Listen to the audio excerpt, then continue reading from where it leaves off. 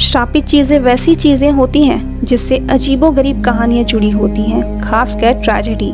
और हमारे दिमाग को इस तरह की चीज़ें और मिस्ट्री जानने की बहुत इच्छा होती है। तो आज इस वीडियो के माध्यम से जानिए ऐसी चीज़ों और उनके पीछे की कहानियों को। लेटा द जिप्सी डॉल। इस डॉल की कहानी कुछ ऐसी है कि इसे एक रोमानियन पिता ने अपने बेटे लेट्टा को तोहफे में देने के लिए बनाया था। लकड़ी की बनी इस डॉल में 200 साल पुरानी काठियों का उपयोग किया गया था। लेट्टा इस डॉल को लेकर बहुत खुश था, लेकिन कई बार वो अपने पिता से कहता कि ये गुड़िया उससे बातें करता है। लेकिन कुछ ही दिनों बाद इस डॉल के साथ खेलते हुए लेट्टा का पानी में डूबने से मौत हो गया। उसके बाद से कहा जाता है कि इस डॉल ने लेट्टा की आत्मा को अपने कब्जे में कर लिया है। इस इंसिडेंट के बाद पिछले 40 सालों से ये डॉल केनरी वॉल्टन इसके मालिक हैं, जो इसे अलग अलग जगह शोकेस करने जाते हैं। वो कहते हैं कि जब भी लेट्टा को बाहर निकाला जाता है तब बारिश होती है। कुत्ते भी इस डॉल को देखकर भौंकना शुरू कर देते हैं और जो लोग इस डॉल को देखने आते हैं उन्होंने कहा है कि इस डॉल से लेट्टा मियाओ बोलने की आवाज़ें सुनाई देती हैं। ओड्सी द आइसमैन। ओड्सी जिसे आइसमैन भी कहते हैं, ये 5300 साल पुरानी एक नेचुरल मम्मी है। ओस्टर की बर्फीली पहाड़ियों में 11 सितंबर 1991 में 2 जर्मन टूरिस्ट ने इसे 3210 मीटर ऊंचाई पर उन्हें ये मिला और काफ़ी मेहनत करने के बाद भी वो इसे बर्फ़ के नीचे से नहीं निकाल पाए क्योंकि मौसम बहुत ख़राब था। फिर पता लगने के बाद एक टीम आई जिसने इस 5 फीट 3 इंच के 50 केजी बॉडी, जिसका उम्र 35 से 45 के बीच था, इस आदमी को बाहर निकाला गया। साथ ही एक कुल्हाड़ी और कुछ उस वक्त की चीज़ें भी मिली, जिसे फिर जांच के लिए भेज दिया गया। वो शायद उस समय का मोस्ट वांटेड क्रिमिनल था जो बचने के लिए इन बर्फीली पहाड़ियों में चढ़ता गया और किसी ने उस पर तीर से हमला किया और वहीं उसकी मौत हो गई। लेकिन जैसा कि कई सारी मम्मीज का श्राप ने कई खोजकर्ताओं को मौत के घाट उतार दिया, ठीक उसी तरह से आइसमैन के खोजकर्ताओं पर आइसमैन का श्राप लगा।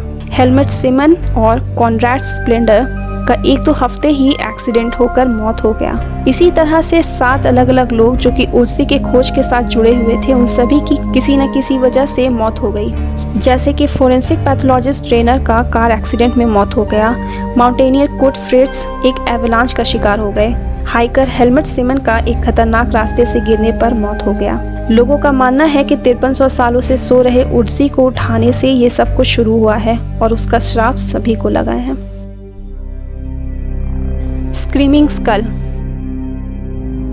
एलिजाबेथ I के शासनकाल के अंत में बर्टन एग्नेस हॉल का बनने का काम शुरू हुआ था, जिसे 3 बहनें फ्रांसिस, मार्गरेट और कैथरीन मिलकर बनवा रही थी। और इस पैलेस के बनकर कंप्लीट होने के कुछ दिन पहले कैथरीन और मार्गरेट अपने रिश्तेदार से मिलकर वापस आ रही थी और तभी कुछ गुंडों ने उन पर हमला कर दिया और लूटने के बाद मारकर वहीं छोड़कर चले गए। किसी तरह से मार्गरेट अपनी मर रही बहन कैथरीन को एग्नेस हॉल लेकर पहुंची और मरते वक्त कैथरीन ने अपनी बहनों को अपनी आखिरी इच्छा को बताया कि मरने के बाद उसे तब तक शांति नहीं मिलेगी जब तक उसका शरीर का कोई हिस्सा यहाँ इस खूबसूरत महल में नहीं रहेगा। इसलिए कैथरीन ने कहा कि मरने के बाद उसके सर को काटकर एग्नेस हॉल के टेबल पर रख देना, और ये कहते के साथ वो मर गई। और सीधी सी बात है, फ्रांसिस और मार्गरेट ने ऐसा कुछ नहीं किया और वो बॉडी को चर्चयार्ड में दफन कर आ गई। और फिर एग्नेस हॉल में अजीबोगरीब चीज़ों का होना शुरू हो गया। आधी रात को चीखें, परछाई देखी गई। कैथरीन की दोनों बहनों को अपने वादे को तोड़ने का डर सताने लगा। उन्होंने फौरन जाकर कैथरीन की बॉडी को कॉफिन से बाहर निकाला और उसकी लाश को देखकर वो हैरान रह गई। पूरा शरीर तो वैसे का वैसा था, लेकिन सर बॉडी से अलग, वो भी बिना मांस के, वो खोपड़ी थी। उन्होंने उसे तुरंत एग्नेस हॉल के टेबल में रख दिया और इसी के साथ कैथरीन का इच्छा पूरा हो गया और एग्नेस पैलेस में सन्नाटा छा गया। लेकिन अब हर साल अक्टूबर के महीने में, जिस वक्त उसकी मृत्यु हुई थी, एग्नेस पैलेस में उसकी आवाज़, परछाई और कई बार तो खुद कैथरीन को इस महीने में देखा जाता है। The dark mirror. म्यूजियम में रखने से पहले इसके ओनर ने इसे कोलंबस एरिया में एक मेले में खरीदा था और कहा कि इस काले शीशे में देखने से अजीब तरह की चीज़ें दिखाई देती है, ऐसा लगता है मानो वो आपके डर को दिखा रहा है। इसलिए उन्होंने इसे ऑकल्ट म्यूजियम में दे दिया और यहाँ आने वाले दर्शक ने कहा है कि इसमें खुद की उम्र बढ़ी हुई रिफ्लेक्शन दिखाई देती है, और तो और कई बार तो खुद की लाश दिखती है जो आपको देख रहा होता है, और इस बात का कंप्लेन सबसे ज्यादा आया है। लेकिन इस काले शीशे का इतिहास का कुछ पता नहीं। डिबक बॉक्स। डिबक बॉक्स एक वाइन रखने का बॉक्स है जो कि ज्यूइश हॉलोकॉस्ट सर्वाइवर का था, और साल 2003 में ये पूरे इंटरनेट पर छाया रहा, जब केविन मैनेस नाम के इसके ओनर ने इसे ईबे में बेचने के लिए सेल पर लगाया, और साथ ही डिस्क्रिप्शन में उन्होंने अपने साथ हो रहे कुछ अजीबोगरीब घटनाओं को लिखा था। ये बॉक्स एक शैतानी बॉक्स है जो आपको बुरे सपने और बदनसीबी की ओर ले जाता है। केविन ने कई बार डरावनी आवाज़ों को सुनने की बात कहा है, और इससे परेशान होकर उन्होंने इसे अपनी मां को गिफ्ट कर दिया, लेकिन इसे रिसीव करने वाले दिन ही इनकी मां को हार्ट अटैक आ गया था।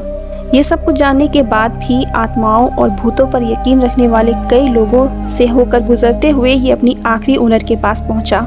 जेसन हैक्सटन ने इसमें पाया कि इसमें डिबक नाम का एक क्रिएचर है जो कि ज्यूइश धर्म में पाया जाता है, और उसकी आत्मा इस बक्से में है जो किसी भी जीते जागते इंसान को अपने वश में कर सकती है और डराकर मार भी सकती है।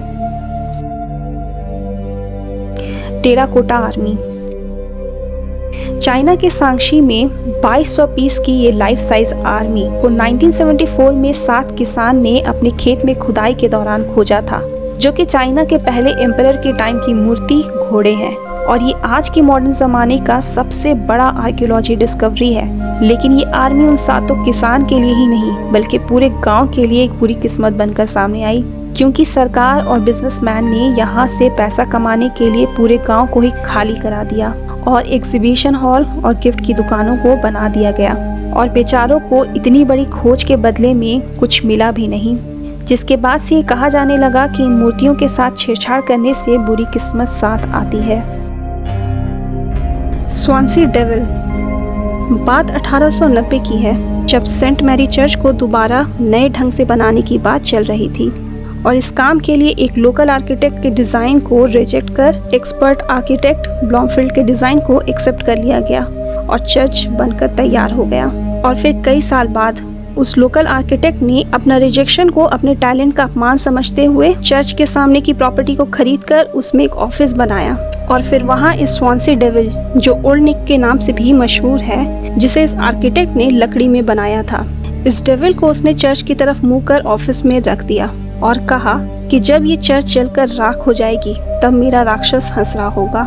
स्वानसी में दूसरे विश्व युद्ध के दौरान बॉम्बिंग करने का सबसे बड़ा टारगेट था, और कई सारे बिल्डिंग में एक सेंट मैरी चर्च भी था जो तबाह हो गया था, और ठीक चर्च के दूसरे तरफ जिस बिल्डिंग में ओल्ड निक को रखा गया था उसका जरा सा भी नुकसान नहीं हुआ था, और वो चर्च की तरफ देखता हुआ हंसता ही जा रहा था। 1-2 बार कुछ ऐसा ही चर्च के साथ दोबारा हुआ था, जिसके बाद 1962 में ऑफिस को तोड़ दिया गया और स्वानसी डेविल को कूड़ेदान में फेंक दिया गया, जहाँ से किसी लोकल हिस्टोरियन ने उसे उठाकर स्वानसी म्यूजियम में पहुँचा दिया। Ruin pool of Ruby. Barcelona का ये सबसे वीरान पड़ा पार्क है जो कभी खेलने कूदने वालों का स्वर्ग होता था। 1970 में बनकर तैयार हुआ, जहां ट्रैम्पोलिन, मिनी गोल्फ, 2 बड़े बड़े पूल्स, मीटिंग, कैफेटेरिया, बाथरूम सब था। लेकिन इसके वीरान होने के पीछे इसका खराब इतिहास है। ट्रैम्पोलिन में कूदने के दौरान 2 लड़कों का सिर आपस में टकराने से ये जगह खून खून हो गया था, लेकिन फिर भी लोग यहाँ आने से नहीं रुके। लेकिन 1980 के बाद से ये जगह धीरे धीरे वीरान होने लगा और लोग यहाँ शैतानी कामों को अंजाम देने के लिए रात के समय में आने लगे, क्योंकि जानवरों का छत विछत शरीर लोग यहाँ पीछे छोड़ जाते थे। कई बार पैरानॉर्मल इन्वेस्टिगेटर ने यहाँ छानबीन किया और आत्माओं की मौजूदगी को महसूस किया है। The goddess of death. साल 1878 में लेम्प साइप्रस में खुदाई के दौरान इस मूर्ति को ढूंढा गया था, जो कम से कम 3500 BC का है, लेकिन इसका ओरिजिनल नाम और काम ये पता नहीं लग पाया है, जो वक्त के साथ साथ कहीं गायब हो गया। लेकिन इस मूर्ति के 4 ओनर रहे और चारों की दर्दनाक मौत हुई है। चौथे ओनर सर एलन बीवरब्रुक, उनकी पत्नी और 2 बेटी के मरने के बाद बचे 2 बेटों ने इसे रॉयल स्कॉटिश म्यूजियम में दान कर दिया। लेकिन जिस व्यक्ति ने इसे म्यूजियम में रखा उनकी भी एक्सीडेंटली जान चली गई। इस स्टैच्यू का डर अब इतना है कि इसे मोटे क्लास के केबिन में लोगों के पहुंच से दूर रखा जाता है, क्योंकि क्या पता इस मूर्ति के छूने से इसका श्राप लग जाता होगा। The phone number. आप सोच रहे होंगे कि भला एक फ़ोन नंबर कैसे श्रापित हो सकता है और इससे किसी को क्या नुकसान, लेकिन इस नंबर के साथ कुछ न कुछ तो ज़रूर है। जो कोई भी इस नंबर का ओनर रहा है उसका कुछ समय के अंदर ही मृत्यु हो गया है। वैसे तो इस लिस्ट में कई हैं, जैसे बुल्गारियन मोबाइल कंपनी के CEO, एक माफिया बॉस, एक कोकेन डीलर, स्टेट एजेंट और भी कई, जिसके बाद से इस टेलीफोन नंबर को बंद कर दिया गया है। और जो कंपनी इस नंबर का ओनर है वो इसे बंद करने के पीछे का कारण के बारे में कुछ कहना नहीं चाहते हैं। इन सारी वियर्ड चीज़ों में आपको सबसे ज़्यादा अजीब कौन सा चीज़ लगा, हमें कमेंट कर बताइए। और फैक्ट गर्ल चैनल को ज़्यादा से ज़्यादा शेयर और सब्सक्राइब करना तो बिल्कुल मत भूलिएगा प्लीज़।